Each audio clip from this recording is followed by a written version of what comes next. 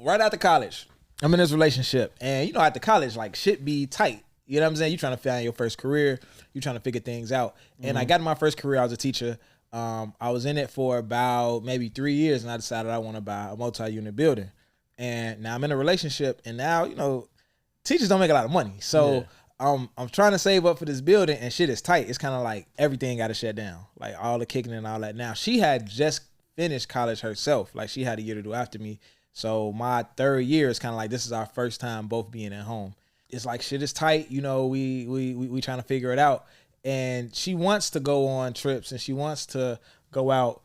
She wants to do all these things, and not to add to that, she was had a side hustle on the nightlife side, bartending and shit like that. So she's seeing the bottle girls with the niggas that's getting the bread. You know how that shit go in that club life. Like anybody working in a club, whether you the bottle girl, the stripper, the bartender, whoever, the girl, the door, whoever it is, you in that environment and you seeing shit. You seeing niggas spending a lot of bread. You seeing the chicks that you work with dating certain type of niggas, going on trips, this and that. So we had a genuine thing. So it wasn't no fear of like her pulling no okie doke on me, but at the same time, she just wanted what she wanted. But I needed what I needed at the same time. I had my goals. So it became a problem. You know what I'm saying? It really became a problem, man. You know, one of the biggest decisions you're going to make in life is who you decide to do life with. Whether you're a young guy on a come up trying to save and get where you want to be, or whether you already established and you got a new goal and you're like, hey, it's time to lock in for this new thing. Like we got bread, but we finna chill out on all the trips and all that, and save up for this new goal. You need to have a partner that's on board with you. I didn't have that at the time. Like my partner was, you know, with me emotionally, but when it came to that shit, she wasn't trying to hear it, and it ended up hurting the relationship. It ended up being a big reason why I got out of the relationship, because she wanted what she wanted, and you know, I wasn't able or willing. And this was the hold up, was that she felt like I was able to do the things she was asking but wasn't willing, which was true, because I had my own goals. And how old was you? I want to say I was 28, 29. Okay. I was 28, 29 at the time. And because I finished college at about 25 going on 20. No, I was 25 going on 26. So now it was great that the relationship ended. And the reason why is because we both got what we wanted. If we would have stayed together, either I would have been on a whole bunch of trips unhappy with no building, or she would have been, you know what I'm saying, unhappy in the building with me on the south side and not on the fucking beach somewhere. So we broke up. I got my building, and she went on to date a nigga who she traveled the world with, and we both happy. You know what I'm saying? And we still cool to this day. Sure. So that's what we talk about today, man. Dating with not only financial struggles on one end, but also dating with just real financial goals. And because on the dating side, they could look exactly the same. If you lazy, you waking up at fucking 3 o'clock in the afternoon and shit like that, popping bottles, you're setting the tone for everybody because you're the leader. popping pills. That's just what comes with being a man. Popping bitch ass niggas. I don't want nobody making decisions over my life except me. Not a woman, not a judge, not an officer, not no motherfucker. When them bullets hit them up, look like son had a seizure. Run out, give it up, you know the procedure. I be sipping Jack and honey. I don't think nothing can make me feel like a man. I don't think nothing can make me not feel like a man. Days on my collar. You can't take the benefits of being a man without the responsibilities. Give you niggas halos on God in the king. That's what we talking about today, man. Welcome back to Roses. I did. Who are you? I'm Terry Rose. I'm Jones. I thought you used to go first, no? That No, never that happened. never happened. Okay. No. You can start going first now. I don't know. All right, guys. We don't have no guest today. It's just me and Jones, like the old days, you know? Yeah, you know, Like way back in the day. we've been going back and forth with the guests. It's back to us. Yeah. We got somebody trying to come on next week, though. We'll talk about who.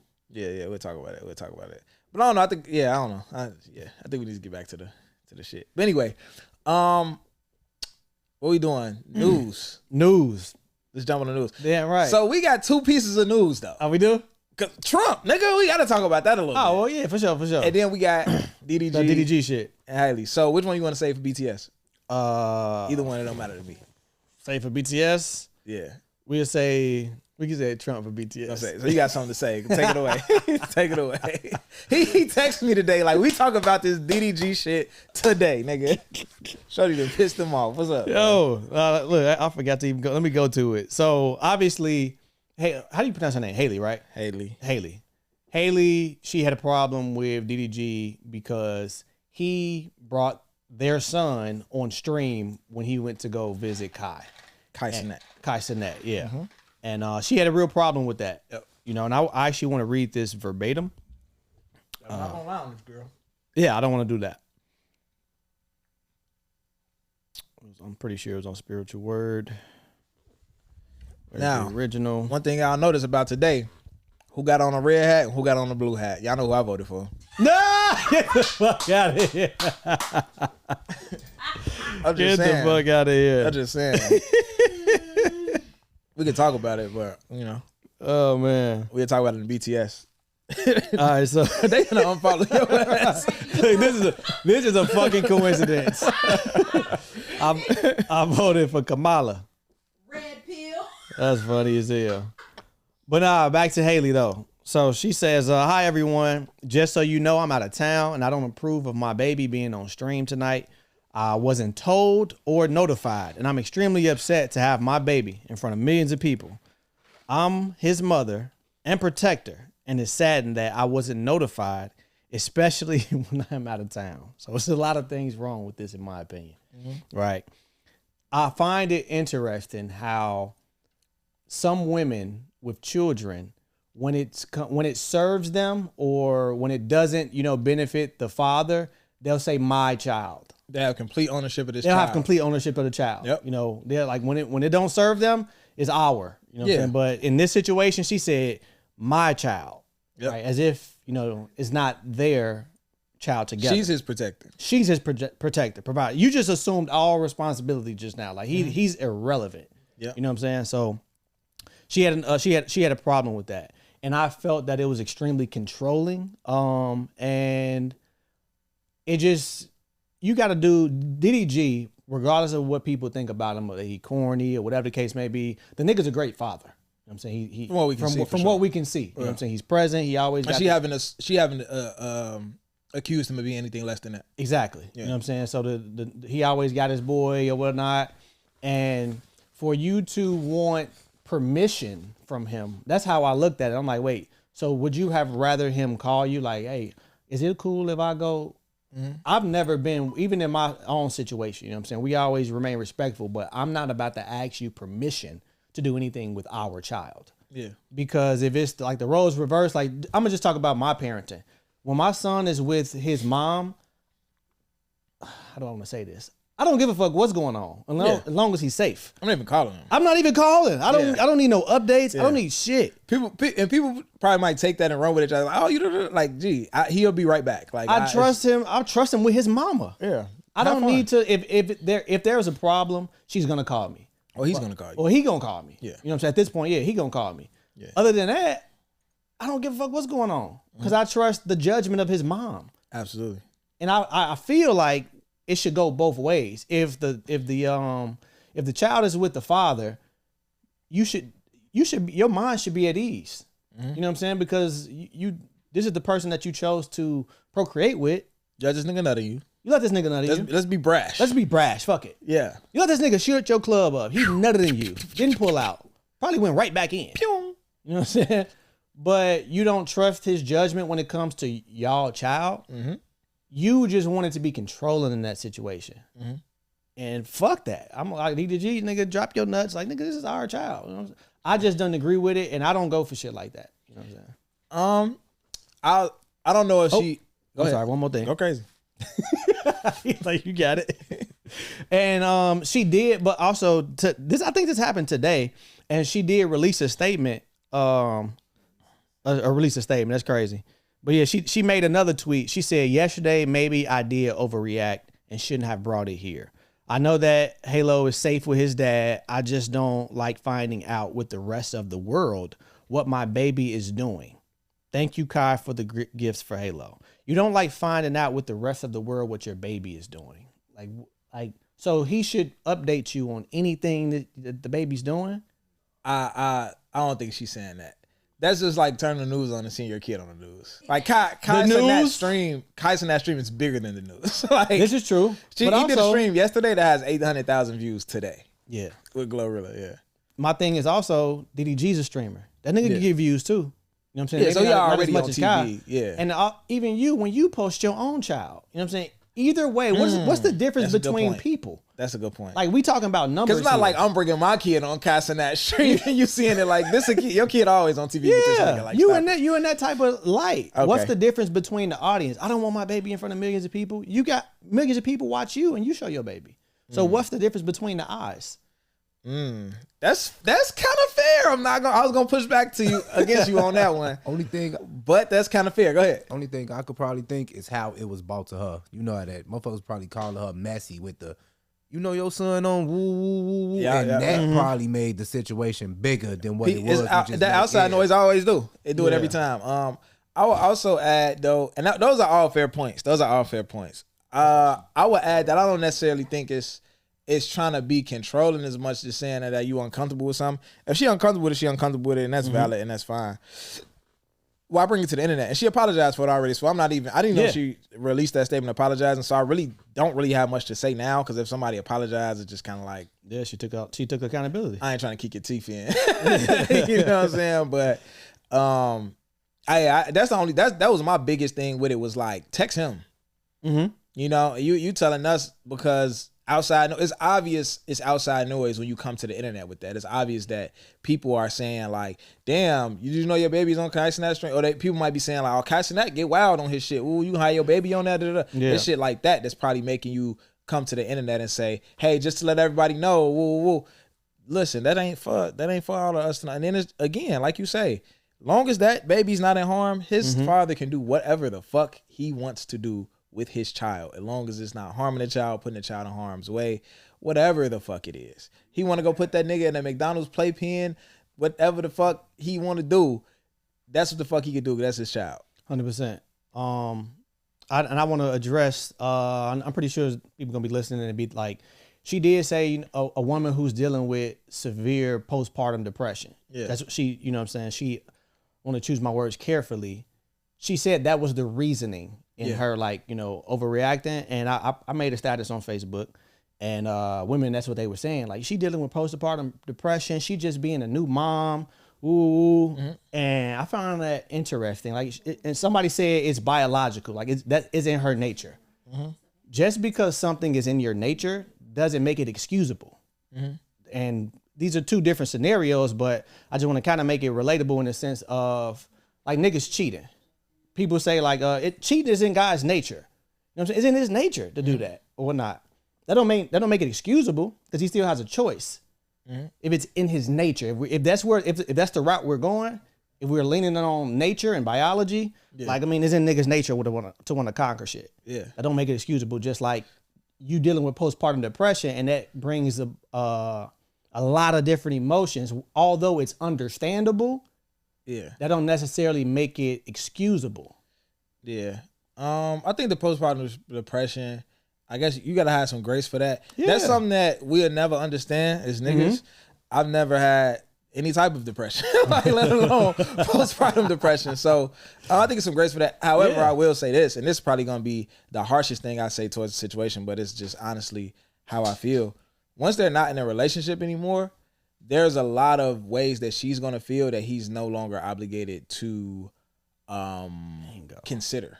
100%. To be honest, like when you're in a relationship, and that's still, he should still respect her 1,000%. She carried his child. Mm-hmm. He 1,000% owes her that respect. But I think when you're in a relationship with somebody, there's a lot more consideration about how you feel. Yeah. And then when you're not in a relationship and we're just co-parenting, when my kid is with me, he with me. Mm-hmm. You know what I'm saying? Even if we're in a relationship, but if we are in a relationship, how you feel about things get weighted a little bit more than if we're not together and we're strictly co-parents. When he's with you. Keep him out of harm's way. I trust you to do that. We have a child together. Yeah. When he with me. And I'm not really as obligated to cater to how you feel. And that might sound harsh considering his postpartum depression, but that's just the truth of the matter. Like he's a father. He has 100% rights to do what he wants to do. and I'll get a little personal with my situation with me and my son's mom. Yeah. It's like that dynamic, right? Even though we're not together, she'll update me on any little thing. I'm talking about, oh, we went to the doctor today, this happened, this boo boo, or this, any little thing. Yeah. Even though the doctor was like a small thing, but any little thing, she updated me. Mm-hmm. Me, I'm not like that at all. Yeah. And it took her a while she used to blow up about it. Like, I give you the respect, I'll update you on everything, blah, blah. I don't ask you to do that. That's just not who I am. That's just not who I am. You gotta get to know me as a father. Like, you can't dictate how I am as a father. Exactly. And it took a while for her to, you know what I'm saying, understand that and not blow up. She still get irritated, but you now have accepted that's not how I communicate. The big shit, if it's something, you know, that I feel that you need to know, I'm gonna let you know. But if it's something small, or you know, even if it's something that I feel is small, but again, we're not together, so the consideration for how you feel is weighted a little differently.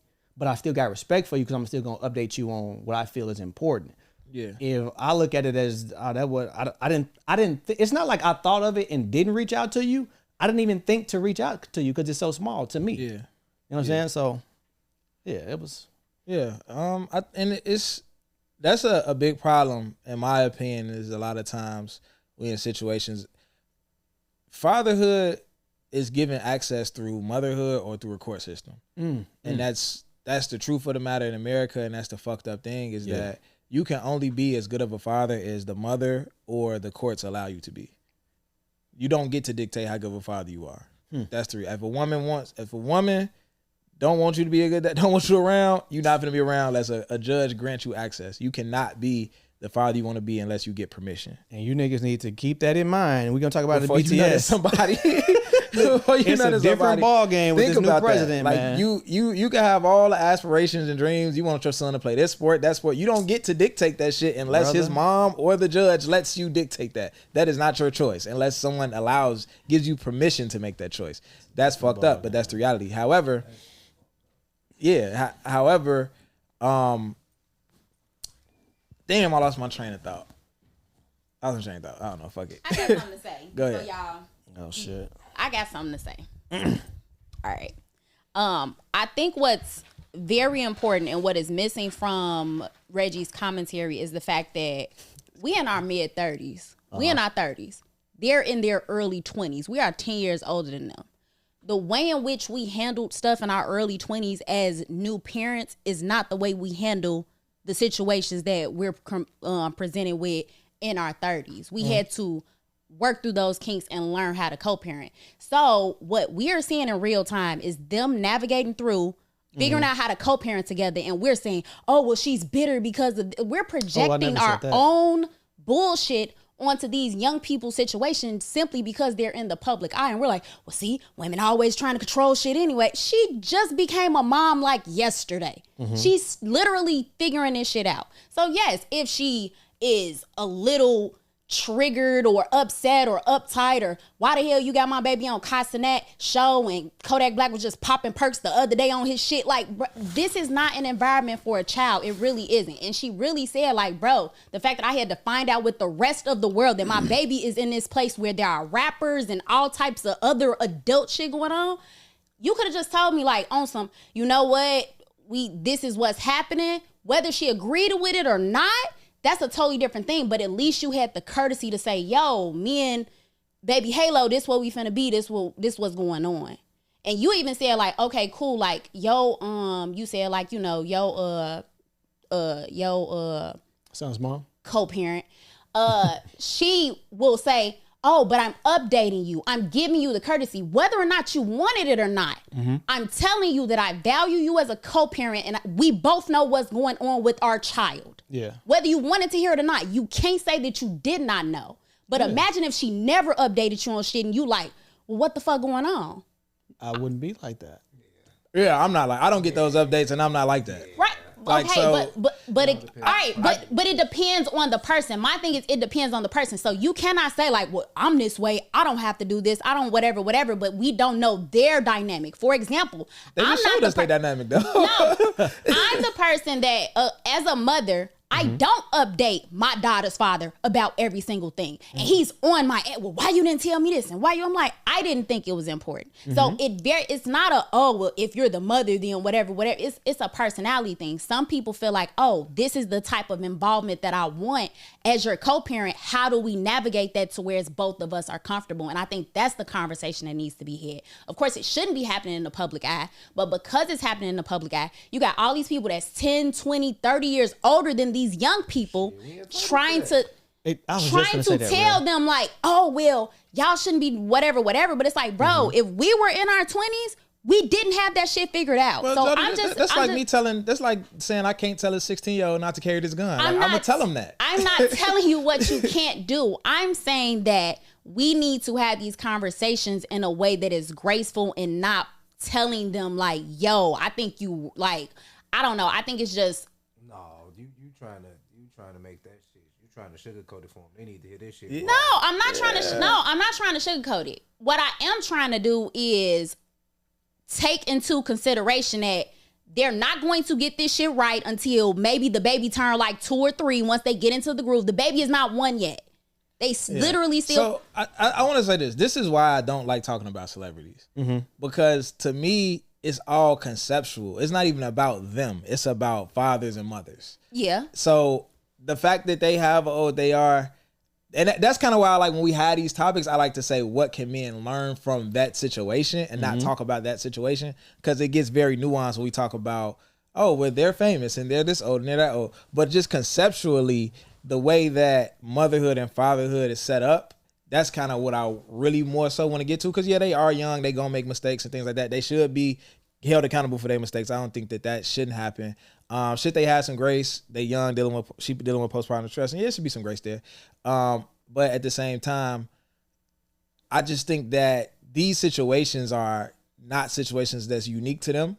These are very common situations. And I just want to look at it from that lens versus like specifically them. Because it gets tricky. But I do think everything you said is valid. It's valid. They young as hell. You know what I'm saying? They'll figure it out. So they got to take this 30, 40 plus knowledge. Yeah. I mean, if you living your life in public, you're gonna get some scrutiny. You're gonna get some, you know what I'm saying? People gonna talk about it. Joe Budden finna be talking about it. Oh yeah. The Breakfast Club finna be talking. Everybody finna be talking about it. It's finna be the debate of every radio station tomorrow morning. You know what I'm saying? So it's gonna be the debate of every radio station tomorrow morning because it's such a common thing that we all deal with and that we all experience. But for any of you niggas who don't have kids out there, I ain't gonna say keep it that way, but I just want people to get the full scope of what it's like to have a kid, and if you have a kid with somebody who you don't end up being with, a lot of times when you're young, all you hear about is the baby mama drama, and she gonna argue with your girlfriend, and you gonna get into it with her boyfriend, and this and that, and it's so much more to co-parenting than that shit. That shit could not be an issue, and that shit still be a draining, very, very difficult process. You know what I'm saying? But what I was gonna say that I lost my train of thought on, we've been on this shit for a while. What I was gonna say that I lost my train of thought on was that there is a thing, even with me personally, that the mom trying to dictate how you parent and what type of father you are, and them wanting you to be them. Like you want me to parent how you parent and not how I parent. And I think that's a big part of a big problem with co-parenting as well, is that you don't truly get to know the person that you're co-parenting with because y'all didn't stay together. You know what I'm saying? So for example, with my older son, me and his mom, we dated for years before we had a child. So when we had a child, she understood, she saw me stay behind in college for every Thanksgiving that passed. Like I never went home. I never went home for Christmas. I didn't do family holidays and shit like that. Like my family situation is not that. So when our son came, she already knew, like, oh, I'm gonna take one of my people for the holidays. We gonna come over here for Thanksgiving and shit. Or I would go over there with them. Or when we broke up, it was like, okay, I got them for the holidays. I'm gonna do the pumpkin patches. Like she know that that's kind of her thing. Like, you know what I'm saying? Like I make him enjoy his childhood in other ways. We do lit shit, we do fun shit, we do sports, we do this and we do that. But them holidays, she run that. You know what I'm saying? And that's just not my dynamic. with my second son, we didn't get to know each other that way. So she looking at it like, nigga, why you don't do this with him? Why you don't do that with him? I'm like, that's not my. Why you don't figure out this situation with your father and with your mom? I'm like, gee, that's not our relationship. Yeah. But she not trying to hear that shit because she don't know me though. You know what I'm saying? She want me to be who she want me to be, a parent, how she parent. This is what I would do. This is what you do. This is what you need to be doing. But it's like you don't really know me or know why I am how I am because we didn't get to know each other. So that's the reality of it too. It's just a lot of shit that go into co-parenting when you're not together that don't got nothing to do with the shit that we see on TV all the time. It's shit that just don't get talked about. Like, you know what I'm saying? And these are those things. So, yeah, I hate that we made that specifically about them, but I hope that they, you know, do the best that they can do. This is why and just keep that shit off the internet. This is why I'm like 13-1. 13-1 for what? Yeah, abortions to kids. What? What you mean? What do you mean? This is why I ain't never had another kid. You know what I'm saying? Because all of the nuances that go with, you know what I'm saying? What did 13-1 come from though? He's 13, but I made it 13 years, but I do have one kid. You know what I'm saying? So. Oh, like you're 13 years and one child. Yeah. I guess. Okay. I thought he was saying abortions to kids. Yeah. 13 angels and one. Oh my God. Yeah, because my record is crazy. Yeah, we're not gonna go there. Yeah. Patreon. Man, let's see, man. We got a voicemail to do. That took a while. I knew this nigga was gonna go in. I knew it would. Got the brightness thing on. I need some advice on how to handle living at home in your 20s.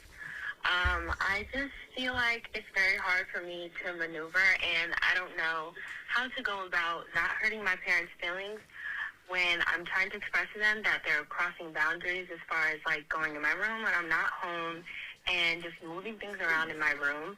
I just don't know what to do. Like, I spoke to my mom 2 years ago, and I told her, hey, I'm going to need some help for the next 2 years because I'm going into an ultrasound program. So I work full-time, I go to school full-time, I go to the gym and do literally nothing else. And I just feel like the one little thing that I have is my room. And for you to always be in my room when I'm not home is just too much for me. And it's just like, okay, I live at home rent-free, and I understand that, and I'm not trying to be a person who complains, but at the same time, it's just like, I don't know what to do. Like, I'm literally trying to stay home to pay off student debt and pay off my car so that when I finally do leave home, I have no debt, nothing to worry about, and I have a good, savings account. But at this moment, I'm just like, is it even worth it? Because I'm just tired of, like, feeling like I'm not being heard and my space is not respected. So, I know you guys are parents, so I know of boys, but I don't know how to speak to my mom. I don't, and I actually need help on that. Have a good day, guys. Thanks. Okay, I'm gonna say one thing I don't like about this message. I think if she coming at like, we older, we shit like that. Like, we've been through this before. She like, y'all parents. Like, our kids is grown as hell. Saying in our career. We not that fucking old. Like, what's happening right now? They calling us uncle on TikTok and shit. What the fuck is happening right now? Damn, y'all. Like, what the fuck is going on, bro? Cut us some slack. She say, I know y'all parents. They say that like, wisdom. my kid's supposed to be staying here for free. I had to think about it. Like, damn, how old is Trey? Our kids ain't even hit high school yet. Right. I got a year left. God damn. But man, you want to go in on this one first? If not, I got you. Yeah, I got it. With everything that all of your goals that you say you have, right? You know what I'm saying? You obviously you building your savings account. You have goals to pay off your car. You are being productive. You're working full time and everything. And you have all of that going on, and you have the space to do it in comfortably because you said you're not paying any rent, any type of bills. So the only downside is they kind of invading, quote unquote, your space. Everything ain't gonna be sweet. You know what I'm saying? If that's the downside, if we was to ask that question, you know what I'm saying, to a bunch of different people, like if you can go back home and save and stack and do all of this, but the downside is your mama daddy probably like go in your room from time to time. Motherfuckers gonna be like, nigga, hell yeah, I'm going to fuck home. You know what I'm saying? And stacking my money or whatnot. And I can see how is kind of interrupting your thought of independence and you feel like you're being violated because you young. But if that's all you have to put up with to set yourself up for a strong launch from your parents' home, just put up with it. You know what I'm saying? If you know, work around it. If you know that they're going in your room, whatever it is that's making you uncomfortable, whatever you don't want them to see, hide it. Get you a lockbox or something. If you feel like they're going through your stuff, like get you something to protect it or keep it in your car, whatever the case may be. Work around it, but I don't think you have a real problem. I think you're in a really good situation. 3 things. Number 1, typically when people reach out for advice, I'll ask them, did you tell them what you just told me? And they'll say no. Yeah, I didn't say that to them. But I think the way you presented that to us is so reasonable and so logical that I can't see your parent. I don't know your parents. They might be like assholes. They might be on some like, fuck them parents. But if they're reasonable, logical people, I can't see them having an issue with you presenting what you just presented. Now, will they go for it and follow suit with it? Maybe, maybe not. But I think that you should say exactly what you said to us. Like, hey, I appreciate y'all letting me stay here. You know what I'm saying? I value the opportunity to be able to stay here and not pay bills and be able to advance in life. Like, everybody don't have that opportunity, and I'm glad that I do. However, I am an adult, and I do need a layer of privacy. I do just need this small thing to myself. I've been away at school for however long, or I've been out the house for however long, and I have matured into a full-grown adult. And I just need this little space in y'all house to myself, if that's possible. And I can't see them. I don't know your parents again, so maybe they might trip out, but I would hope that they wouldn't. So say what you said to us. That's number 1. Number 2 is you might need to compromise. You might maybe the middle ground might be you saying like, hey, I got like $400 on the rent if y'all stay the fuck out my shit. How about that? How about can I pay $400 on the rent and put a lock on this motherfucking door? Like, can I do that? Can we start there? Yeah. You know what I'm saying? That might be a good compromise. Like, all jokes aside, that might be a solution for you. And then the last thing is this is perception based, and this is just going back to what Jones said, piggybacking off that. It's perception based, man. This shit could be a lot worse. This is a great opportunity, to be honest. I didn't have this opportunity. A lot of people get kicked out the nest at, 17, 18 years old, can't come back, or they relationship with their parents so bad that they wouldn't even want to come back if they had the opportunity to come back. You know what I'm saying? So it is a good situation, and everything come with a cost. You don't got to pay the rent, but you got to deal with whatever you got to deal with. And that's typically like that in life. You know what I'm saying? Like, rent is everybody's highest expense. Every adult got to pay to stay somewhere. So if you're not paying to stay somewhere, you're going to be sacrificing in some other area, whether it's you on somebody's couch and don't have your own room, whether you don't have no privacy. Some chicks are selling pussy to stay somewhere. Like, you know what I'm saying? Like, I'm just being reality with you. Like, that's how this shit go a lot of times. And, it's overall a good situation, and you're gonna value your own privacy more once you get it. Once you get your own apartment and pay your own bills and all that, you really gonna value your privacy because you don't have it right now. So it's a silver lining in it for sure. It's not the worst situation in the world. You know what I'm saying? And then at the end of the day, some people just don't believe in people having privacy in their house. You know what I'm saying? At the end of the day, like, what are you doing in here? Like, you can't, like, you know what I'm saying? Like, they might feel like you smoking weed or something. And then if you said that, this is just me being like, I don't know if I'm being a dickhead right now, but you said you talked to your mom about it 2 years ago, and it's been 2 years, so maybe they're just ready for you to go. Like, you know what I'm saying? You say you've been home for 2 years, but you talked to your mama 2 years ago. Maybe they like, hey, yo, fucking verbal lease is up. Like, damn. You know what I'm saying? So I don't know if that's what it is. That's just me paying attention to the details, but yeah. How do you feel about overall parents giving their kids privacy though? Like even younger kids. Oh, I think we talked about this off camera a few times. Younger kids, no, nigga. No privacy. Trey, like, you have your, like with Trey, you got.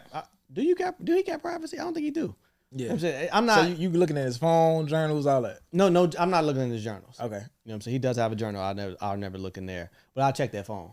Checking the phone. Yeah, I'll check the phone for sure. Is he rizzing his girl up or not? What? That's what you checking for? Is he rizzing his girl up or not? I don't even be paying. I'll just be making sure ain't no red flags. You know what I'm saying? I'll be looking, Making sure it ain't no crazy shit. If it ain't too alarming, I ain't really. I think when niggas look at their phone, they number one thing to make sure this nigga's not gay. First thing and only thing. Oh man, we gotta grow up. I That's really fucked up. We gotta grow up. That's ruled out, so I ain't looking for that. Okay, cool. But you be like, I ain't gonna say you. No, imagine Maybe you're not wondering, but you be glad when you find out they're not though.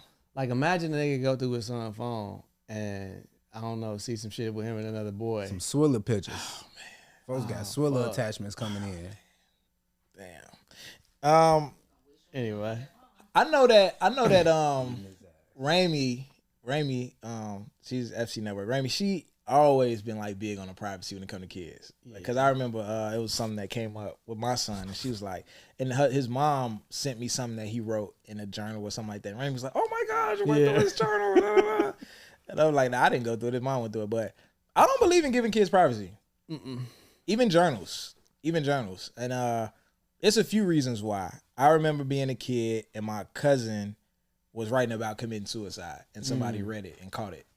You know what I'm saying? Yeah. And that was a very early memory of mine from like my childhood. Like I remember that shit like it was yesterday because it tweaked me the fuck out.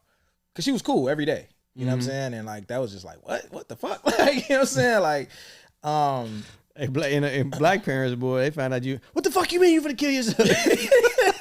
Now they want to whoop you because you want to kill yourself. Pay a bill. God damn, the 90s was fucking crazy. Like we talk about gentle parenting, maybe we needed gentle parenting because the 90s was crazy. We needed it. I don't think our kids. This is balanced now. I jumped down the stairs and broke both my ankles and was in a wheelchair, and my mama whooped me as soon as she saw me. Oh my She's God. like, "Nigga, what the fuck did you do? Like, why both your ankles broke?" You ain't dead. I'm gonna whoop your ass. Like, oh my goodness. But nah, man.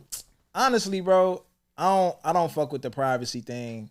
Maybe until about 14, like when you really know their personality and you really just trust they are who they supposed to be. Maybe even 16, especially 16 and up for sure. You get the privacy, but before that, like them formative years, I can't say. And I'm gonna say this too, bro. Is me. Y'all know my story. Like being in home invasions, being traumatized from that, discovering my father porn collection and using that is something to comfort me while I'm at home by myself, scared and shit. Getting addicted to porn early, getting addicted to sex early, and not finding out till I'm 30 and not being able to really get over that for maybe another 3 years. I wish my father would have came in my room and found that fucking porn when I was 11, bro. Like it would have saved me a lot of fucking time, a lot of therapy, a lot of like by the time I found out that I have a problem, I've had one child with somebody who was a great situation that I couldn't stop fucking chicks and broke that home, and then have another child by somebody I barely knew because I was going through some emotional shit and turning to sex to deal with it. You know what I'm saying? By the time I found out that I had that problem. So I wish my father would have went through my fucking room at 11 years old and found the porn and been like, "Nigga, what the fuck is you in here doing?" Like I've been looking for my booty talk 17. Yeah, like that privacy shit, like, you know what I'm saying? And it's not even like about like projecting my childhood or my cousin's childhood on another kid, but we think about me as a kid. You know, there was no Pornhub.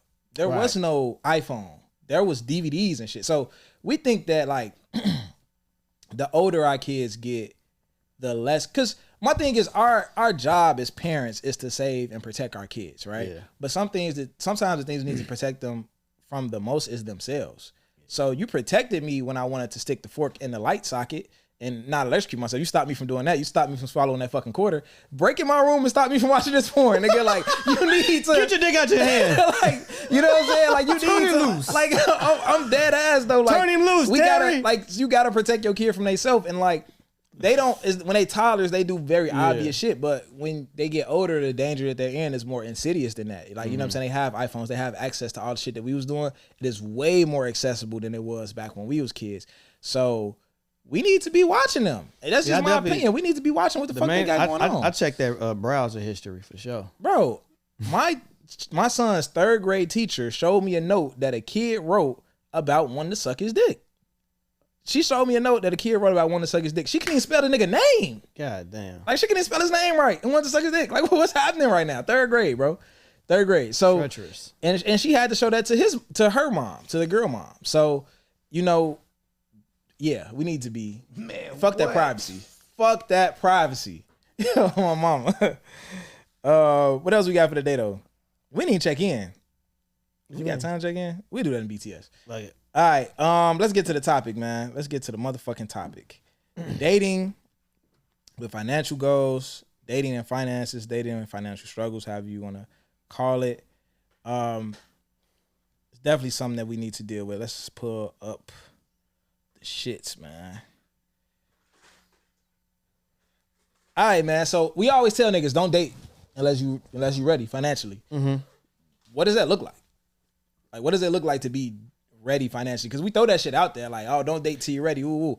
Are we saying don't date till you make 6 figures? Don't date till you're a millionaire? Are we saying don't date till you? Yeah, there's no measurement to it. It's no measurement. So, in my opinion, some of the things, like, let's actually talk about some of the things that you need a solid foundation before you really start taking chicks out on dates. I think one thing is your emergency fund. Mm-hmm. You know what I'm saying? And your emergency fund is however, add up all your expenses for the month. Phone bill, light bill, car note, rent, every bill that you got. Go back to your bank account for 60 days and find every single thing that got took out that's a bill. Not some shit that you just went and bought, but your Netflix subscription, all of that shit. Add that shit up and times it by 4. So 4 months of all your expenses, you need to have that shit in a savings account. If you don't got that, I don't think you need to be doing nothing. Like, you know what I'm saying? Okay. Because if you lose your job, anything go wrong, you know you can survive for 4 months. You know what I'm saying? Yeah. What else? What's some of the other things you think you might need? I would say an income. Okay. You know what I'm saying? Like, and not like, you know, and I'm gonna give examples for like the day and age we living in. You know, if you making $40,000 a year, probably not the best time to date. Mm-hmm. And let's put a number to it. I feel like close to 80. I would say close to 8. Like if you by yourself making $80,000 a year, Yeah. I feel like you could date. So you just told like half of America to stop. Stop it. What? Keep your dick in your pants. Stop it. Teacher, don't date. Oh, If you a fuck. teacher, don't date. Don't date. Just wrap that shit the fuck up. Nah, I'm just thinking about where I felt comfortable at dating. Yeah. is when 80. I'm like, okay, I Yeah. can, so I can start dating now and whatnot. I ain't But gonna tell niggas that. Go ahead. that was me. I felt comfortable then. But it's gonna be really hard, man, to put a number on it because we got to talk about like what comes with. Let's talk about what comes with dating. Like, what's the type of money that's being spent when you're in the dating phase? What type of responsibilities do you have to? I was gonna say your girl, but it's levels to that. I'm saying so you could date, but I think it's a different ball game when you get into a relationship. And now I think a relationship requires a lot more stability than you just dating, because when you're dating, you're just getting to know somebody. So, excuse me, I shouldn't have said 80.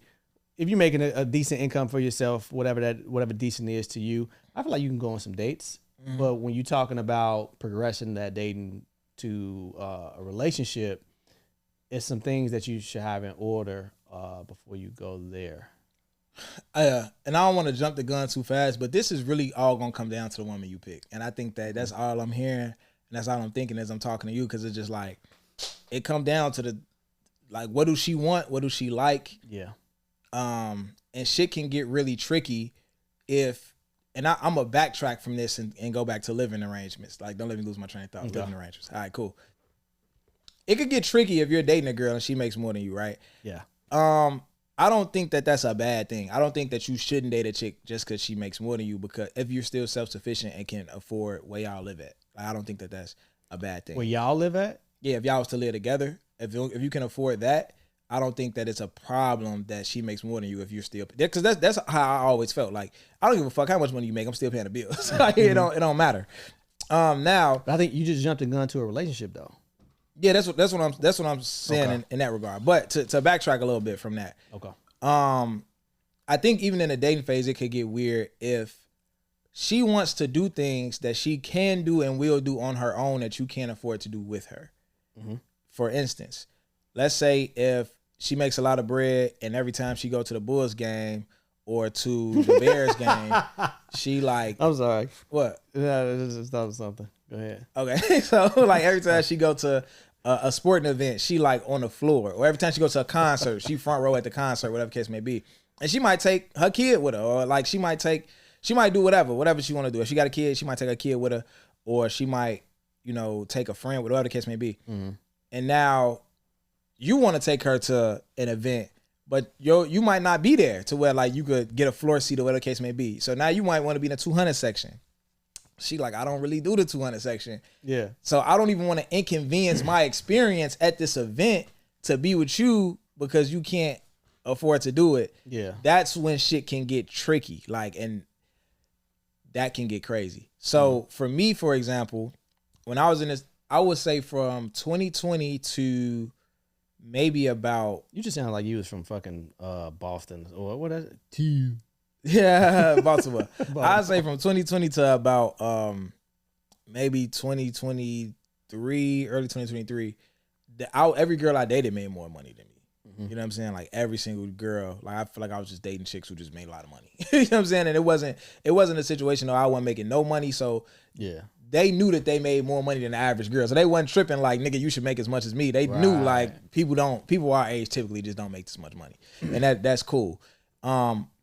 However, I did fall into situations to where it's like, damn, I know when she go here and she go there, she do it this way. So I need to be able to match that. Like if I'm paying for the date, I can't put her in a 300 level or 200 level or whatever if she used to this. So now I'm doing that shit, but I can't really afford to do that shit. I shouldn't have been doing that shit. You know what I'm saying? I should be dating somebody who is cool with how I like to do shit and where I'm at right now. You know what I'm saying? Now, was this and that's known, just what it was.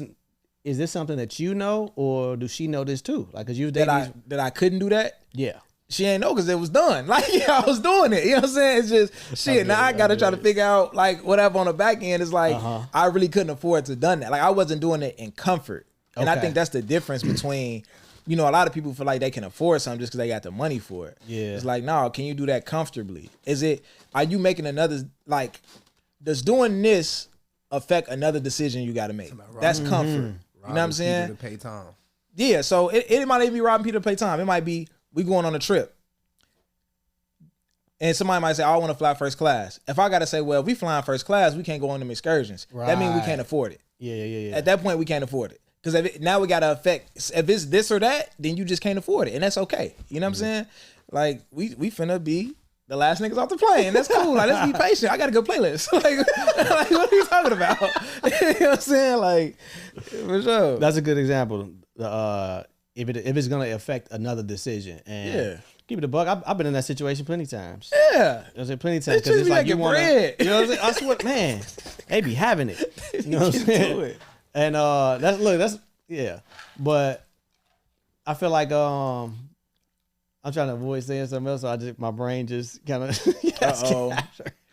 But no, when I've been in those situations, it don't be comfortable. Yeah, you can do it. Yeah, you got the money, but it's gonna affect another decision. Mm-hmm. And a lot of times the woman, it's not even pressure from her to on you to do it. Mm-hmm. It's just what you have in you as a man to want to do these things for this woman because you know what I'm saying.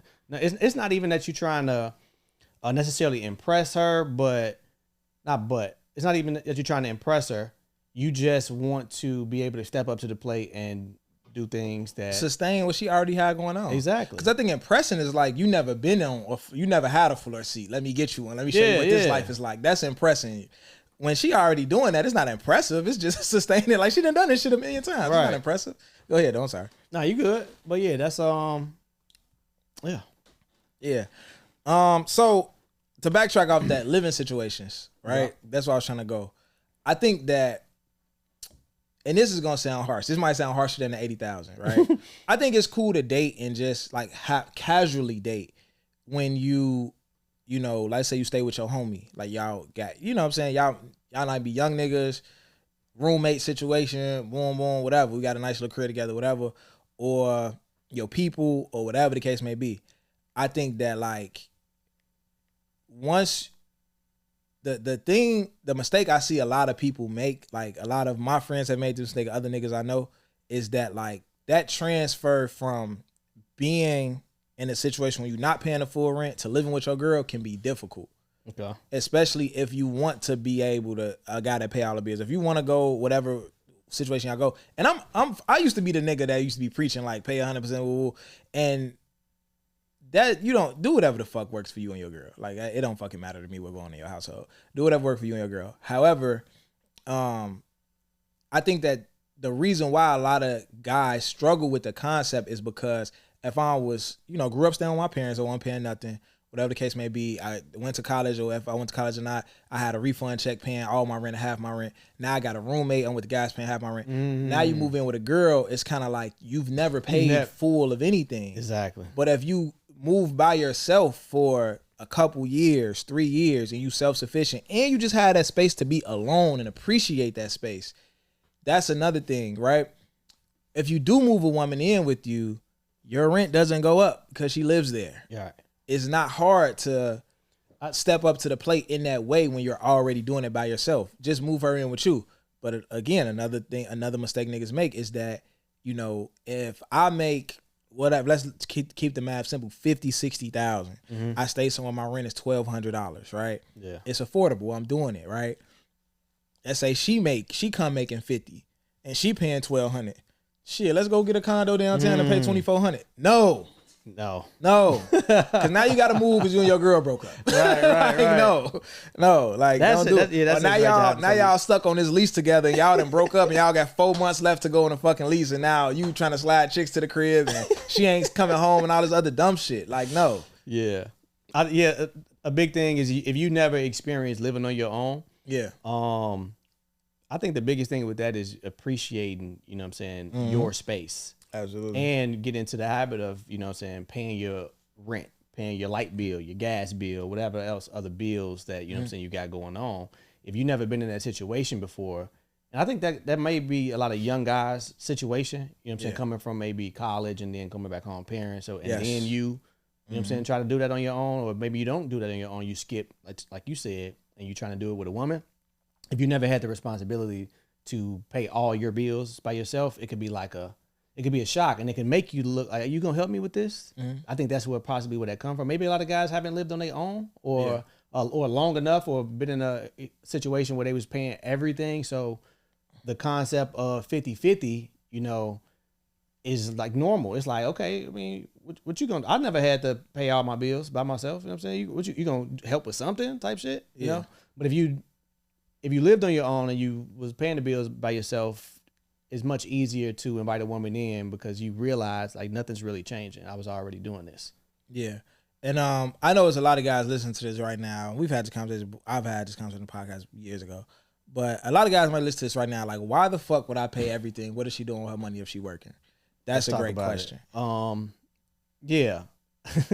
I feel like if you do have plans to move a woman in, y'all should have a conversation on what she gonna do with her money. Because obviously if y'all moving in together, y'all in a relationship. Yeah. So I don't want to say guarantee, but 9 times out of 10, she's not gonna have like this mapped out plan on how productive she can be with the extra money she's saving. You know what I'm saying? She's looking at it as like, oh, my man is providing for me. I got this extra money.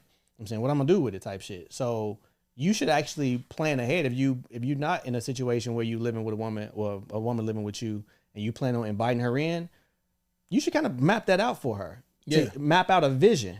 Yeah. You know what I'm saying? And like, okay, yeah, when you move in, now you're not gonna have to pay rent and all this other stuff. Maybe you can pay for the fucking groceries or cable or whatever y'all work out. Mm-hmm. But with that extra money, if you don't say anything about it, she's just going to start taking care of herself. There's gonna be a lot of self-care going on. It's gonna be a lot of frivolous spending, and you're gonna start to resent it. Like, what the fuck you doing? You carrying all the weight. But if you start the situation off like, hey, yeah, you're gonna come in, and since you Xing out your rent and all this, since you're saving so much money, let's buy a building together. Bingo. So put a little something to the side for the down payment for like the closing costs and all of that. Yeah. And then when we get the building, what I'm saying, I maintain all of that. Absolutely. So if you could just map out that plan if you don't map it out, nigga, that money's going down the drain. That's exactly what I was gonna say. I think that upon moving in, for me, and I'm gonna just say an example. This is just what my expectations would be of a woman moving in with me. Mm-hmm. Take care of groceries. Yeah. Pay for the groceries. Keep the refrigerator stocked up. That's it for the crib. The toiletries. I ain't even tripping on that. Like I forget. That's it for the crib. That's it for the crib, right? The groceries and shit. That's it. And I'm not even like I wouldn't even give a fuck if that wasn't part of the deal. That's it. Cool. I would want a set amount, depending on how much she make. You know what I'm saying? And how much she was paying to live wherever she was living at before. So if you just moved out of a space to where you was paying $2,000 a month for rent, hey, $1,200 a month. That's half of what you was just. That's damn near a little bit more than half of what you was just playing. Put that in the account towards a multi-unit building, towards whatever we want to go into. I need you to be putting that amount up every single month for that, because now you have something invested. A lot of times, guys, we set ourselves up, whether it be emotionally, financially, whatever, is that we don't allow women to invest in the relationship at all, and the relationship doesn't mean that much to anybody who haven't invested. And you could tell the difference, because when people break up, a lot of the times, first thing they say is like, I done this for you, I done done that. Like, them the people who want to keep the relationship going. They thinking about everything that they put into it. But a lot of times, you know, they say when Mrs. Do It Herself meets Mr. Sit Down, I got it or whatever. Yeah. That's the worst shit that can happen. Because because a lot of times what happens is you trying to get to know everything about her, what she like, what she into, take her everywhere she like, da-da-da. Then your birthday come around and she give you some pussy because she don't know what you like. She don't know you because you never made it mandatory for her to know you. You catered to everything that she wanted, and she didn't have to get to know. You set that dynamic up for yourself, right? She was willing to tip the waiter. She was willing to pay for the third day. You said, no, I got it. You don't got to do shit. Yeah. And then when you get in a relationship and you've been this considerate for all this time, and now you get no consideration on the back end, you just expect her to all of a sudden get up and do all these things. That's not the dynamic you set. So now you're fucked, right? And it could go 50-50. Let's say you move in. That's just a relationship. Let's make it financial. Okay. Let's say you move in with a chick and you don't expect her to do anything, and you pay for everything and say do whatever you want to do with your money. That's absolutely fine. It's 50-50. If you fall off, it's some women that's gonna say, you know what, this nigga done took care of this shit all this time, and she's a great person. She gonna say, I'm gonna pick up the slack and take care of this shit until he get back on track. And there's some women who gonna be like, this is not what I signed up for. And we see that a lot. And it just depends on what type of woman you have. And to be honest, deep down, y'all niggas know exactly what type of woman you dating. You like her so much that you overlooking that shit, but you know exactly what type of chick you dating. You know exactly what she gonna do if you fall the fuck off, nigga. You gonna play dumb when it happen, but you know right now what type of chick you dating. You know what I'm saying? And I got somewhat of an unpopular opinion. It depends on where you at in your relationship and how long y'all been rocking and what you've contributed, etc. But I don't feel like women are necessarily obligated to thug shit out with you.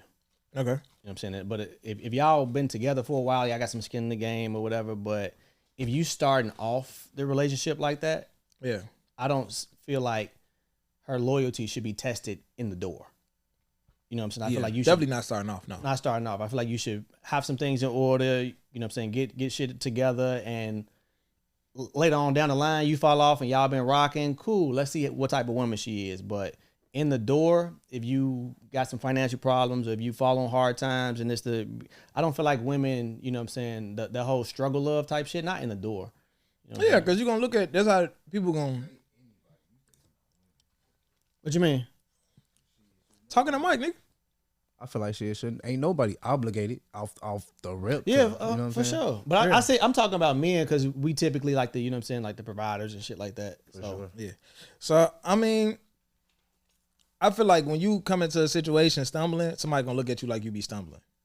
Like they just gonna look at you like this is who you are, this is your life. Yeah, you know what I'm saying? Like you said, man or woman, you know, somebody gonna look at you like, damn, this is how you this is what it is. But if you've had a consistent track record of having it right, and they see you that way, and you slip up, they're gonna see it as just for what it is. So I do think it's important that you meet somebody in your consistent season and not like the mishap. You know what I'm saying? That just kind of occurred right now. That's important for sure. Going into my next thing though, have your financial goals in order first before you start dating. That's very important, because when you don't have your financial, you could have a financial goal and you can have it written on your whiteboard in your office over your desk just like I do. If you haven't started and you're not committed to it, when you add somebody to that equation, shit is going to get shaky.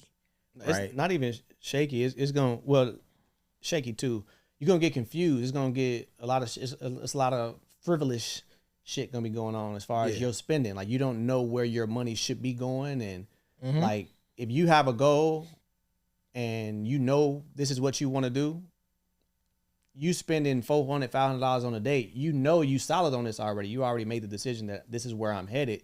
So it's easier to be like, yeah, no, I can't do that. Yeah. But if you're not clear on where exactly you want to go or whatnot, and you know what I'm saying, and you dating that type of chick or whatever, and I want to go here, ooh, you like, fuck it, I got the money.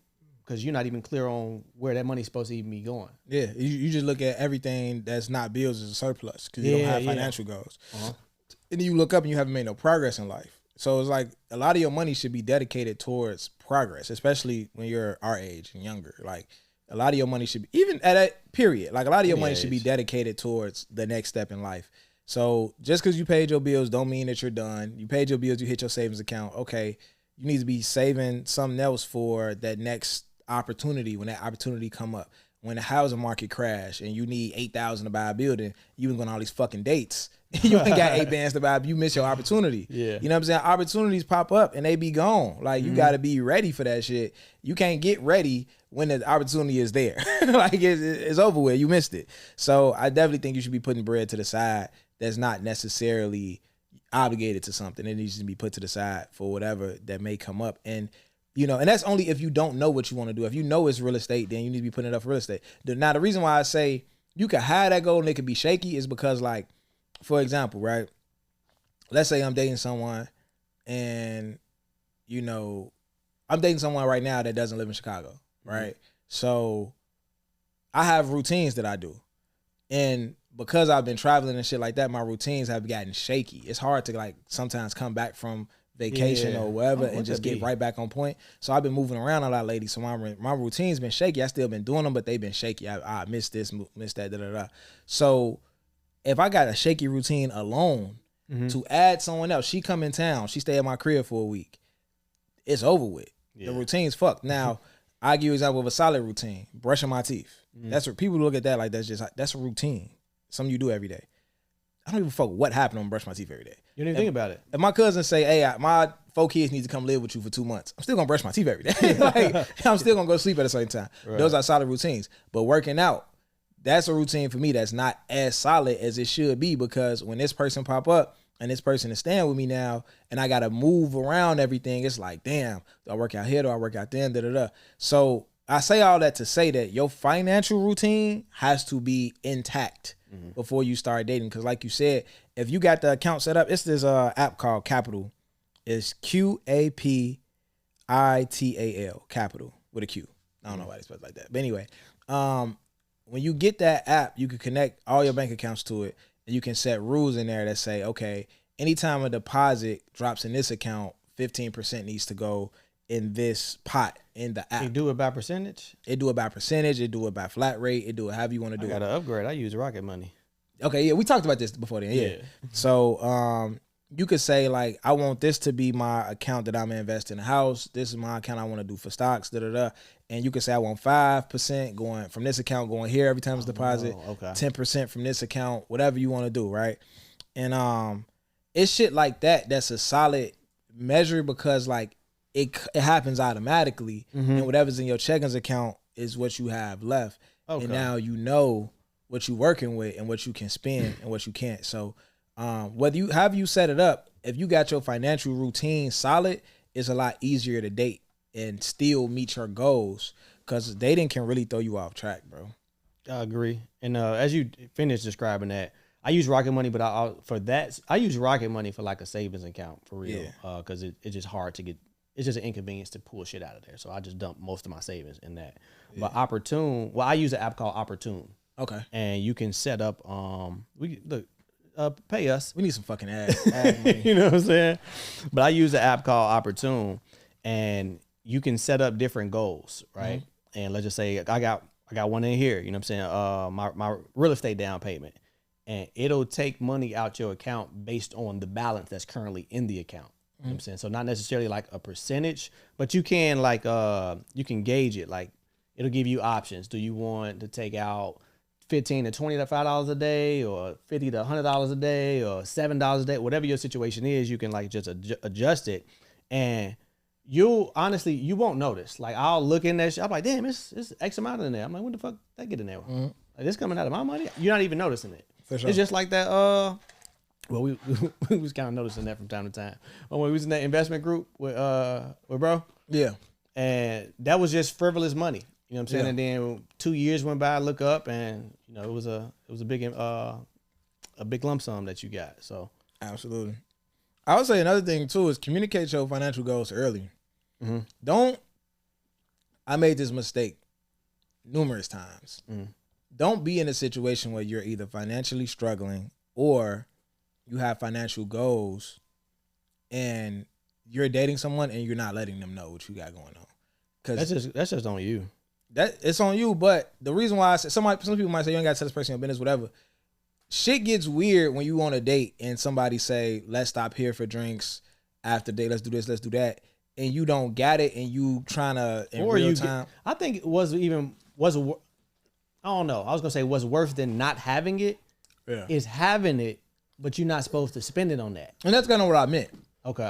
Well, it could be both, right? It could be both. Like if you ain't got it, you just asked out, and that's probably better for you because you can't spend what you don't have. But if you have the money and it's allocated to somewhere else, but you under that pressure of let's go do this, let's go do that, and you're in the moment. Like let's be real, niggas, you're not finna say no. You know what I'm saying? Most niggas not finna just be like, yeah, nah, we finna go home. You know what I'm saying? This somebody you fucking with. This somebody you rocking with. You like this person and everything, and what people do, a bad habit that a lot of people have is I'll make it later. I'll make it back. Yeah. I'm gonna go ahead and spend this. How much is extra? 200. All right, I'm gonna just have to do this XYZ, get the 100 back. Ooh.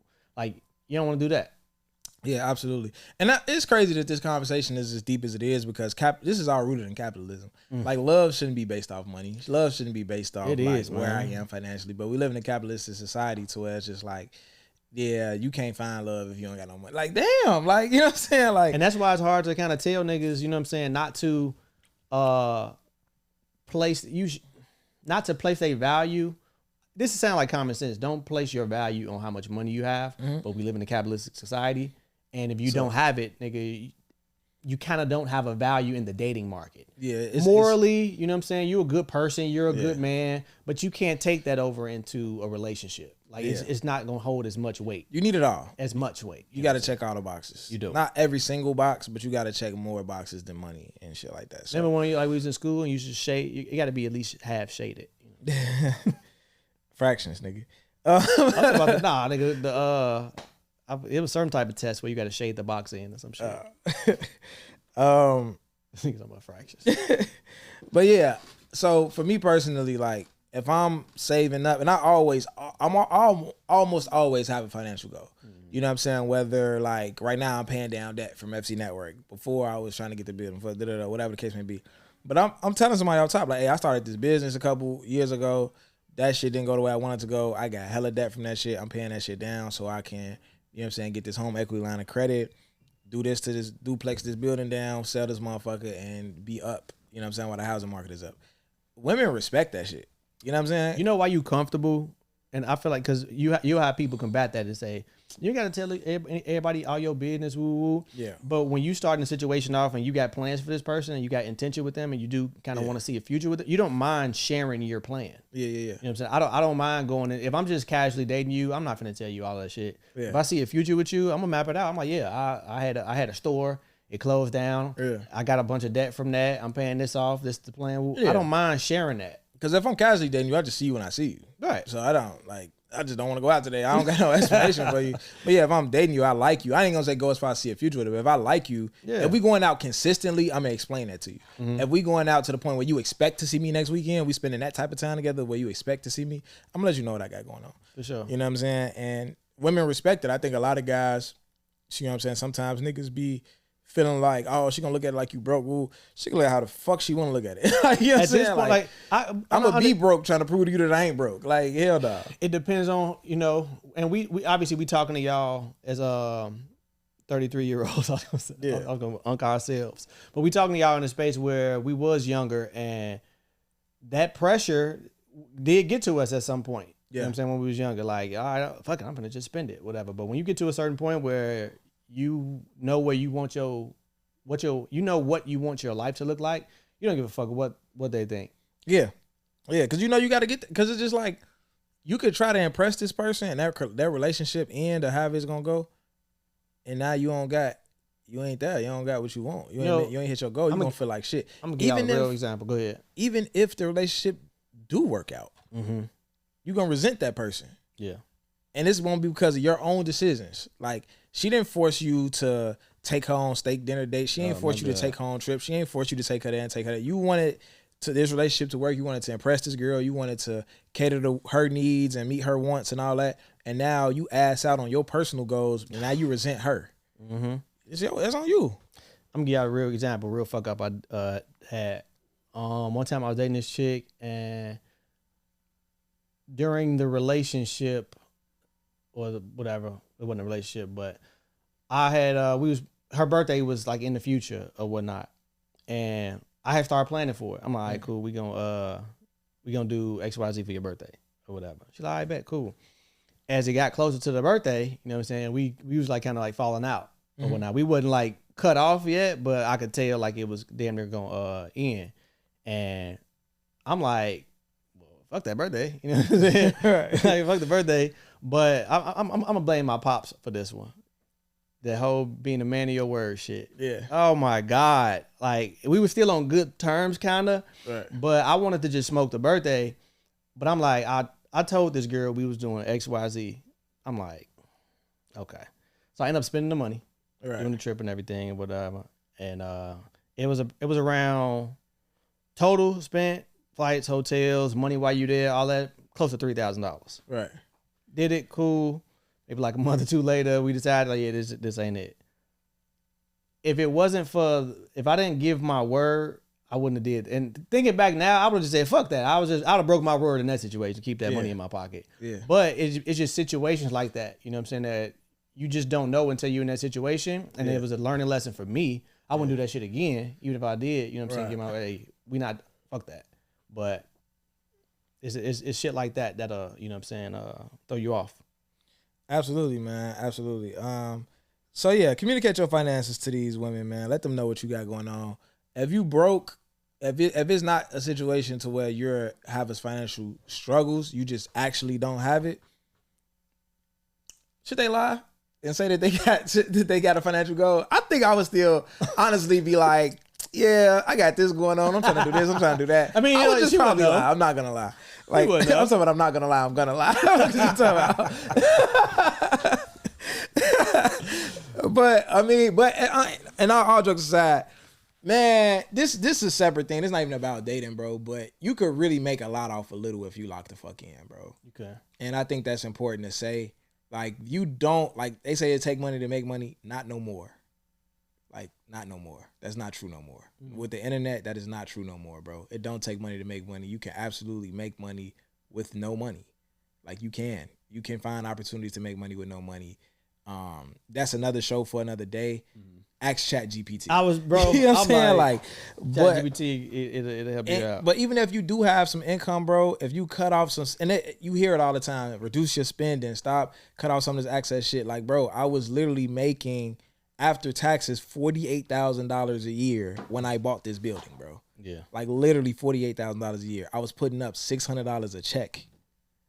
Like, I don't even know how much the checks was at the time, but when shit hit my account, but probably like $900 that I was spending, and the other $600, it was something like that. Like, it was something like $1,500 or some shit like that. And nigga, I was putting up $600 a month trying to get this shit, and I just wasn't going outside. Like, it was shit was over with. And once I got it, boom, now I don't have a rent. I don't have to pay rent no more. So now I'm up off that, and my income is increasing because of different jobs, different opportunities, improving your resume, all that type shit. So it's like, nigga,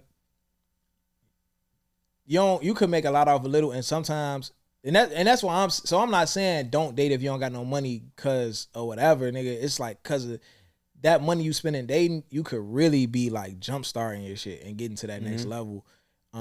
Just figuring out what you actually want. I always tell niggas real estate is the way to like change your situation. Like, I always say that, but it's other ways to do it too. That's just all I know. Nah, that's definitely and I've been around a lot of people who's in real estate, who have real estate, and it's just, I regret. I definitely have a regret, and I still be talking about this. I don't know. I'm still working through that shit. I be feeling like I shouldn't have opened up a store. I shouldn't have opened up my store. I should have bought a building. Yeah. And what was that? 2020, 2021? I think it was 20. Yeah, it was 21 when I got my store. But just lack of knowledge. You know what I'm saying? Not really knowing. But that's definitely an immediate goal is to get a building and to not have to, pay rent, eliminate your highest expense. And you can really start making some moves, saving some money, and just cutting down expenses. I'm even thinking about buying a used car. Right now? Yeah. I'm gonna get rid of my car and buy a used car. Like my truck? Yeah. Fuck that truck. Yeah. I told myself, bro, two things. Like now, like we mid-30s pretty much. Now I hate to say I wanted to say mid when niggas hit 35. Well, you 34. I'm chill the fuck out. Listen. Nigga, I'm gonna get rid of this car. Mm-hmm. I'm never paying a car note again. Yeah. I'm gonna get an asset to pay for the car note. Yeah. Or I'm buying a car out. I'm never paying a car note out of my pocket again. I'm never spending the income that I work for to pay for a car note. I'm never living somewhere that I have to pay for again. Like, I've been tempted like a motherfucker to move out of here, get a condo downtown, rent this spot out, and just let this spot pay for the condo or pay half a majority of the condo. I'll probably put $1,000 to it. Mm-hmm. I'm downtown, pool, gym, amenities, all the amenities, podcast studio in the downtown joint, all that. I'm right in the middle of all the bars and shit. I'm not paying to live nowhere ever again, bro. If I want to move downtown, I need to buy another building. If I want to drive a Porsche, I need to buy another building. If I want to, whatever I want to do, I need, instead of doing it directly and now I'm going to work and like, damn, if I miss work this week, I ain't gonna be able to pay the car note. I'm stressing out, da-da-da. It's like, no, spend your bread on an asset, let the asset pay for it, and there's no stress in that. Yeah. You know what I'm saying? There's no stress in that. So that's how I'm maneuvering my life right now, and I'm like super dedicated to that. So yeah, I'm finna get a used car myself. Getting a little Malibu. I'm finna get a little mama car. I was thinking a Toyota. Give me a Toyota Camry. I'm gonna have a bitch horn. I'm gonna have one of those. like it's over with, bro. It's over with. Should you ask a woman how much money she make? No. I mean, what's a woman? Like somebody? A vagina owner. You're stupid. Vulva owner. That y'all don't own the vagina, y'all just own the vulva? What she say? Vulva owner. Is just the hole. Does she own the vagina or not, Jody? Jody's correcting me saying she's a vulva owner and not a vagina owner. She is a vulva owner. So she owns the vulva and not the vagina? She has both. That's like Okay. clitoris owner. She is a clitoris owner too. Yeah, but you're not gonna call her that. I can't call her that. I don't own a clitoris. But should you ask a woman how much she make if y'all having a conversation about finances in that setting? Yes, it's okay. Mm-hmm. But just if you don't have just out of pure nosiness, you know what I'm saying? Is nigga what? What you bring to the table? Right. That what type you shit? bring to the table, brunch boot conversation. Yeah. Throw your brunch boots on and ask her that. We not doing that. Over the phone. I'm putting the brunch boots on the phone. we on FaceTime. If we talking about, you know what I'm saying, planning the future together and all that type shit, yeah, we could definitely. I've had that conversation before. Yeah, I think if you in a serious relationship, you'll be a fool not to know how much. We weren't even in a serious relationship when we had that conversation. Yeah. Oh, my bad. Yeah, because that's even kind of late. I think if you're entering if you're pursuing a serious relationship with somebody, you would be a fool to not know. Now, I'm a nigga who I don't care what the number is. Mm-hmm. I need to know to plan our financial future together. There's no way I can plan our financial future together if I don't know how much money you make. Yeah. I don't care if you make $40,000. I need to know that. Yeah. Like to plan like how we gonna do that. You know what I'm saying? I've seen, and I'm a nigga who pay a lot of attention to couple relationship financial plans. Because we know how to plan our own finances, but when you plan in a relationship, I done seen some creative shit, bro. I done seen niggas say like, man, me and my wife for 3 years, say she was making 40, I was making 80. We lived off 80,000. We saved the whole 40 bands every year. Yeah. You know what you could do with 40 bands a year? You know what I'm saying? He like, hey, we went on one trip for the summer. We chilled. We went to a couple of cocktail lounges with the old folks and kicked it like that for a couple years. Nigga, we ended up with 2-3 buildings and over the next few years. So, you saving up for. So it's just like different, but you got to know how much they make to even be able to start to do something. You got to know how much they make, and most importantly, you got to have a woman with that mindset. To really be able to sit down? To really be able to sit down and, because obviously we supposed to have a plan, we had a provision and everything and all that. You can lay that plan out and we talked about this before. Let's just say the plan is to say that 40,000, she's still gonna feel like this is her money. Yeah. And if she want to go buy a $3,000 purse because we got motherfucking $25,000 in the savings and it's technically her money. Yeah. Like you got to make sure you got somebody that's gonna stay committed to the long term. And I think it's also important to get out of that mind state of like, this is your money or our money. Like if this is our house, this is our money. Cause I'm paying for this house. Right. And it's yours. And it's mine. And that money in that account is yours, and don't fucking play with me like that. Like, don't do that. Don't do that. Don't do that. Hey, you go back to Crash Out Terry. I'm not gonna lie. Like, I'm dating somebody right now who, like, we both got savings goals. They separate. It's not like a joint savings goal. She got her goals. I got my goals. You know what I'm saying? And she make money. I make money. We good on that shit. But she is so impulsive with the spend. She sends me something every day. We supposed to both be chilling out on like just saving and whatever we got going on. Every day she's sending me a restaurant, a concert, a show, a this, a that. And I'm just like a trip. I'm just like, gee, if we sitting down, you can't even be looking at this type of shit.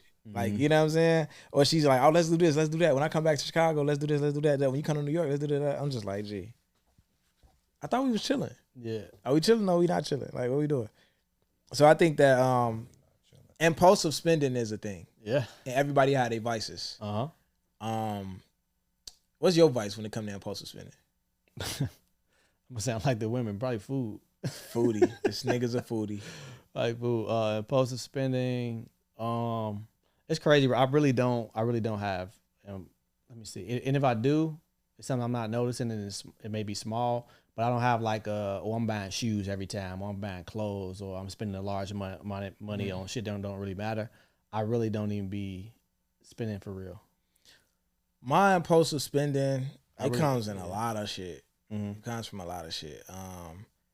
It definitely if I'm traveling or got an event coming up, I just be acting like everybody's seeing everything in my closet. Like I gotta buy something new. It's just like, nigga, this is new to them. Like, you don't even post shit on Instagram. They don't know you have this. Just wear it. Like, you know it's crazy like, how Instagram be having our mind. Did they see this already type shit? Ooh. I remember watching an interview with the nigga Trouble.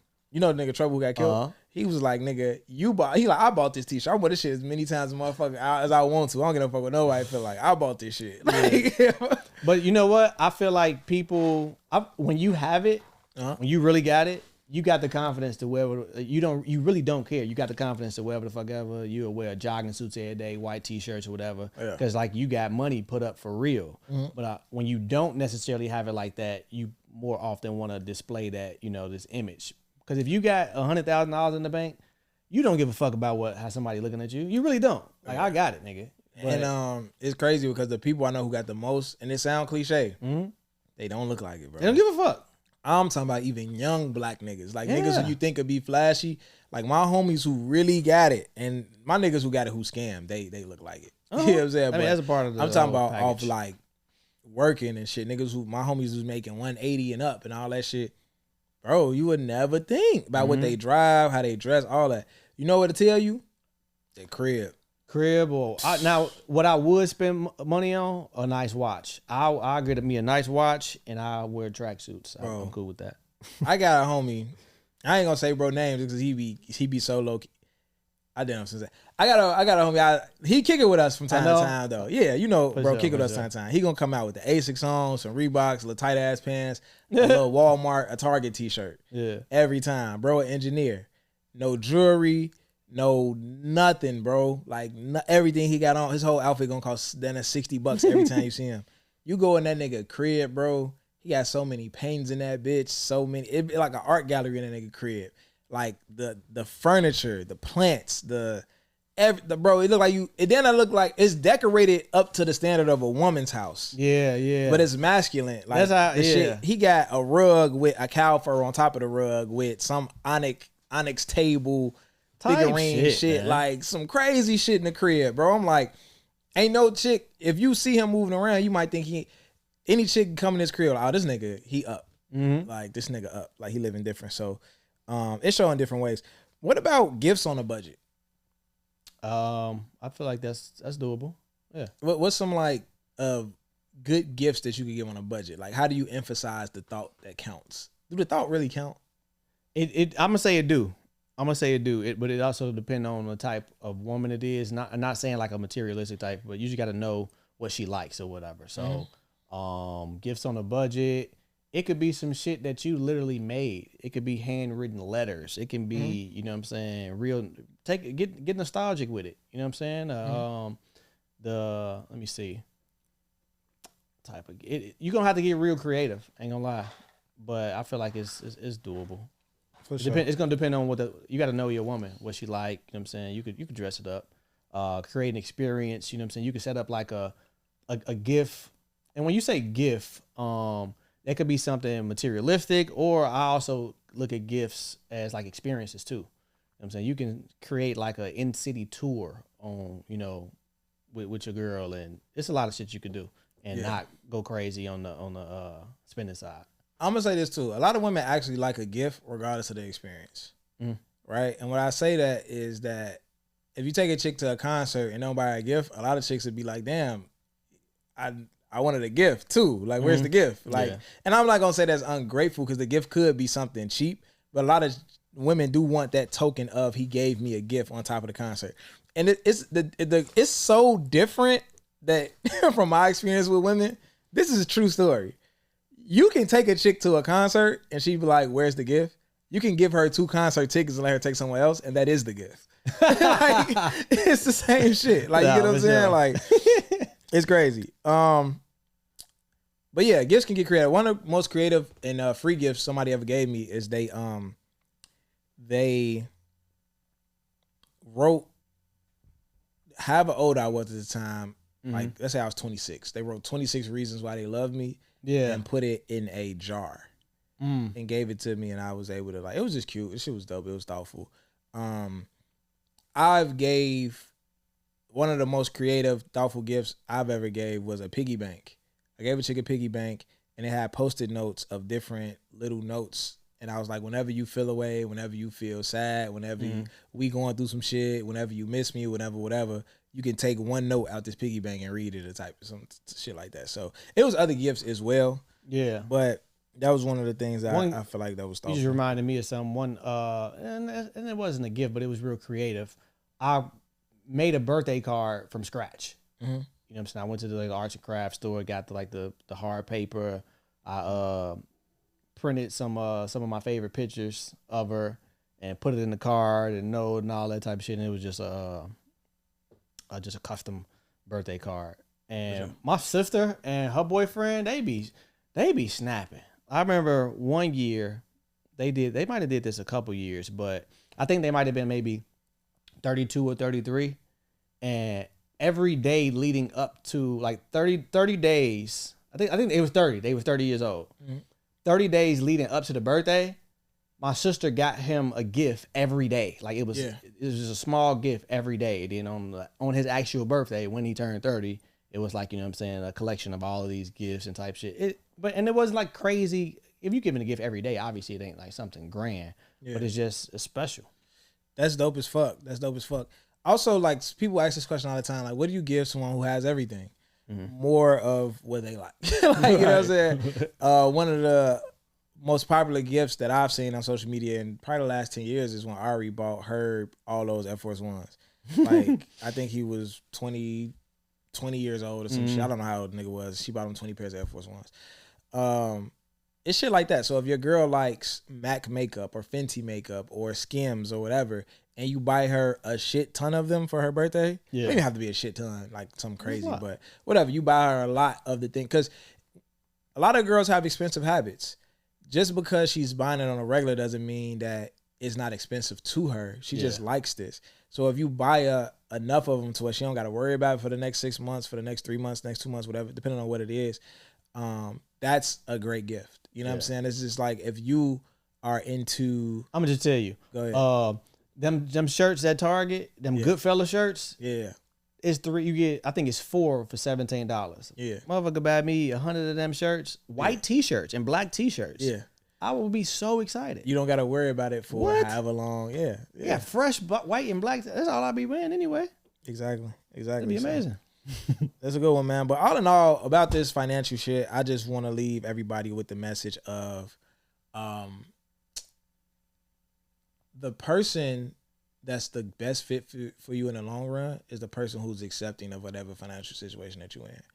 So if you're in a situation where you feel pressured, and a lot of the pressure is on you because the woman, her stature might make you feel pressured to go spend some money, but she ain't putting your gun to your head and making you. Yeah. This is just a woman that you feel like you deserve, and maybe it ain't that if it ain't that, and that's cool. However, if you feel like you feel pressured to spend more or to go out of your budget or to dismiss your financial goals to date a woman, that situation not gonna work in the long run. And if it do, it's gonna be to your demise. Yeah. You know what I'm saying? So absolutely make sure that you date women who are okay with your financial situation, okay with moving forward with you. And if, that ain't the woman for you, that ain't the one for you. And that's why you got to stop dating chicks based on how they look. Yeah. And shit, if you got your own standards, you know what I'm saying? Don't put yourself in that situation. Yeah. Yeah. Yeah. So if none of the chicks that like your financial situation look good to you, hey, do what Goldie say, man. They the ugly duckling in the corner, man. I ain't say that. I said Goldie. You got A and B. Yeah. Since we on the subject like finances and just in general, I'm gonna talk about like pain, and it could be like related to finances. It could be related to your health goals. Anything in your life that's like gives you like some type of pain, right? Y'all know me. I'm in the fitness. People are DM me, and they be like, "Man, bro, how you be staying consistent?" You know what I'm saying? Like, damn, you. Like the whole month of October, I worked out every single day. I was at the gym every single day. And if I didn't go to the gym, I did like a bunch of push-ups and sit-ups at the crib. And that wasn't the goal for this month. I definitely wasn't trying to do that. But now I ain't missing no days this month. I'm doing a damn Stairmaster challenge. Ty Kid talking me into doing that shit. So people were like, man, bro, how are you like staying consistent? Like what gets you motivated or whatever the case may be? And for me, it was the pain that I felt. And pain is relative, but it was subjective. The pain that I felt for me being small, I didn't like that feeling. I don't like the feeling when I'm like super skinny. That's a pain for me. Mm-hmm. Enough, and it hurts so much, quote unquote, hurts so much. It bothers me so much that I'm willing to change it or whatever. So the point is, if it's not painful, you're not gonna change. Mm-hmm. And somebody said like if you go to sleep. And you fall asleep on your arm. No matter how good that sleep is, it could be the best sleep of your life. After a certain point, it's gonna get so painful. You're gonna wake up no matter how good that sleep is. Mm-hmm. If whatever situation in your life, if it's not painful enough, you're not gonna change it. Mm-hmm. Like it could be painful. Like let's just say, whatever the situation is, 3 days a week it piss you off. But the other 4, it don't really bother you that much. You know what I'm saying? You learn to live with it. That's not enough to change. It gotta be painful on a consistent basis for you to change it. So think about whatever pain that is, and if you need to make it hurt more, whatever the case may be, pain to help you change it. Why is being skinny painful, bro? I don't like it. I don't like how I look at clothes. I'll be like, damn, but I just feel like a little boy. Advice for the boy moms. Let's get to it. Advice for the boy moms out there. Listen, man. Never use positives as punishment for your kid, for your son. I never read a book from front to back until I was 26 years old. Because I hated reading. And I hated reading because that was my punishment as a child. When I got in trouble, it was like, you got sent home from school, you was talking back to the teacher rule, nigga, read. It's like, oh my God, I gotta read? What the fuck? You know what I'm saying? So why would I, in my free time, choose to do something that was used to punish me at a different point in life? So a lot of times we say, oh, you in trouble, you got to do push-ups. You in trouble, you got to clean up. You in trouble, you got to read. And we using these positive things that kids need to actually enjoy doing or not mind doing, and we're trying to punish them with it, when in reality, all of those things that you will want them to do, clean up, do push-ups, read, that shit should be in their daily routine anyway. So it's not something that they're being punished with. It's just something that they have to do to acquire whatever free time that they will have and things like that. The punishments should be things that they enjoy doing, that you're taking. Not even punishments. I'm sorry. The consequences should be things that they enjoy doing, that you're taking away from them because they didn't do the things that they were supposed to do. So, no working out and exercise. You don't want your kid to hate exercise. You don't want your kid to hate reading. You don't want your kid to hate cleaning. You don't want your kid to hate doing positive things because you use those positive things as punishments. No one in their right mind would subject themselves to doing something that they don't, that they've been punished with on their own. You know what I'm saying? So that's all I got for y'all, man. Yeah, when Trey get in trouble, I make him wash up. What? I'm just playing. All right, but we got to talk about this election shit. Oh, for sure. We got to talk about this election shit real quick. We got to chop it up about this, man.